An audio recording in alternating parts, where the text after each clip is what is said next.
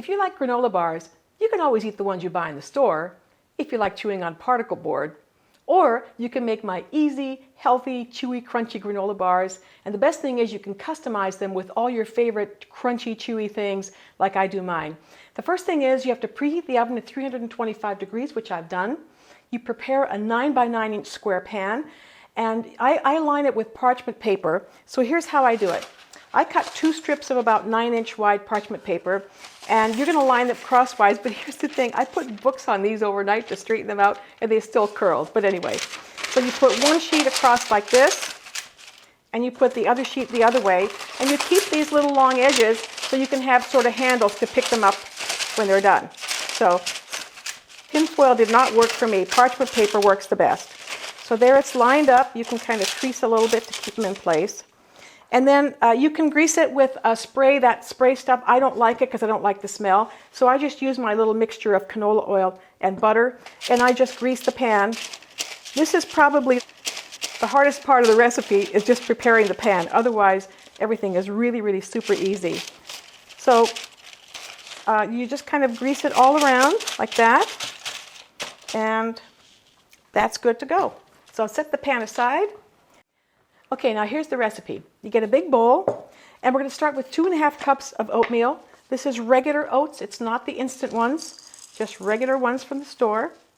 And you don't have to measure this super exactly like you're baking a cake. So just about 2.5 cups of these regular oats for a nice fiber. Then we're going to have a 1/4 cup of sweetened flaked coconut. And when you add the coconut, kind of loosen it with your fingers, because you get these little clumps of coconut and you don't want that. So kind of loosen it up really well when you add the coconut. And then we're going to add 2 tablespoons of brown sugar. And I did this originally with a 1/4 cup of brown sugar, but to me they were too sweet. But you can use a little bit more. But there's 1 and 2 tablespoons of brown sugar. Now here's the fun part. You set this aside, and you're going to add your extras. This is how you can customize your own. This is what I use right here. I prepared my extras. Now, here we have some toasted walnuts. We have toasted pecans. We have toasted almonds. We have dried cherries, which I love. And we have these little mini chocolate chips. But there's so much other stuff you can add if you want to, or use instead of any of these. You can add raisins, chopped figs, chopped prunes, dried blueberries, dried cranberries, sunflower seeds, peanuts, pumpkin seeds, anything you want, even big chocolate chips. Dennis loves the big chocolate chips. So anyway, it's about 1 cup, whatever your dry, crunchy ingredients are, it's about 1 cup. So I think I've got 1 cup here. We'll see how well I measured. Looks like just about. That's close enough. So we're going to put all this into the dry ingredients. And before you add the liquids, you're going to stir this up, kind of separate the coconut and all that stuff. Stir it up just a little bit. And now we're going to add 3 other ingredients. This is the liquids, basically. You're going to take a 1/4 cup, or a 1/3 of a cup, sorry, a 1/3 of a cup of canola oil. Okay. Now, when you measure oil, of course, it's good to look at it at a good eye level, and that's about a 1/3 of a cup. And you add a 1/3 of a cup of honey, and this is kind of the glue that holds it all together. So a 1/3 cup. Well, it takes a while, but it will come out. You can go to the bathroom and come back if you want, or you can go eat a granola bar and come back. Or you can just, well, wait a minute, maybe you can do it this way. Watch. Is this a mistake? Okay, you have to watch your thing up to 2/3 of a cup. Maybe that's the better way to do it. Okay, that's 2/3 of a cup. You can see it at eye level. You need 1 teaspoon of vanilla extract. I use this good stuff. I love this vanilla. No artificial flavoring. Okay, and that's it. That's all the wet ingredients. Now you combine it all, and that's the whole recipe. So kind of mix this up a little bit. By putting the oil in here first, it helps to keep that honey from sticking to the bottom too much.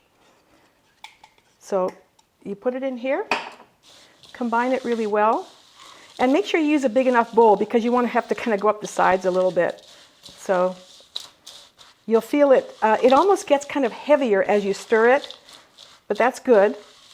But stir it really well because you have to distribute, especially that honey, because that's the stuff that's going to hold it all together. Okay, so it's all stirred up. Now into the prepared pan. Okay, I have to do it so you can see it.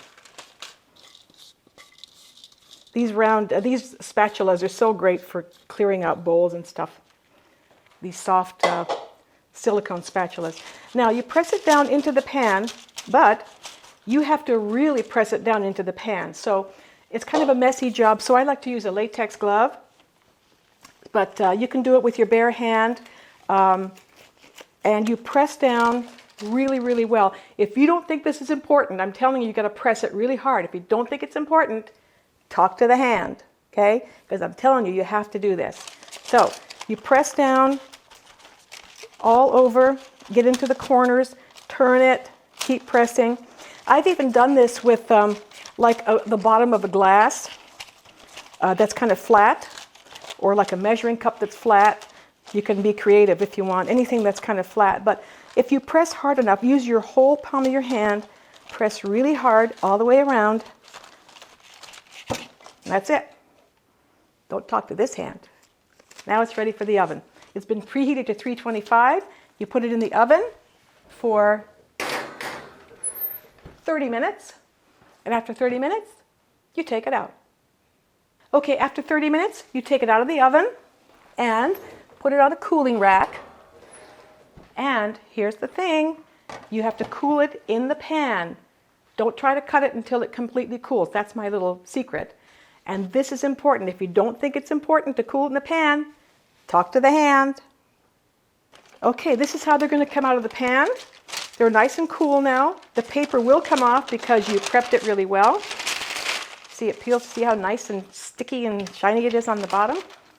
Now you get a good sharp knife, a big knife, and you cut it into bars. I usually cut it down the middle first like this, halfway down, and then I cut it into bars. And now remember, you're cutting through, nuts and dried cherries and all kinds of stuff. I cut it into about 7 bars like this. 1, 2, 3, 4, okay, 6 bars. 6 or 7 bars, whatever size you think. Sometimes you can do them in squares also. So that's it. Here's your delicious, healthy, crunchy, crispy granola bars. You can eat these, or you can chew on particle board. It's up to you.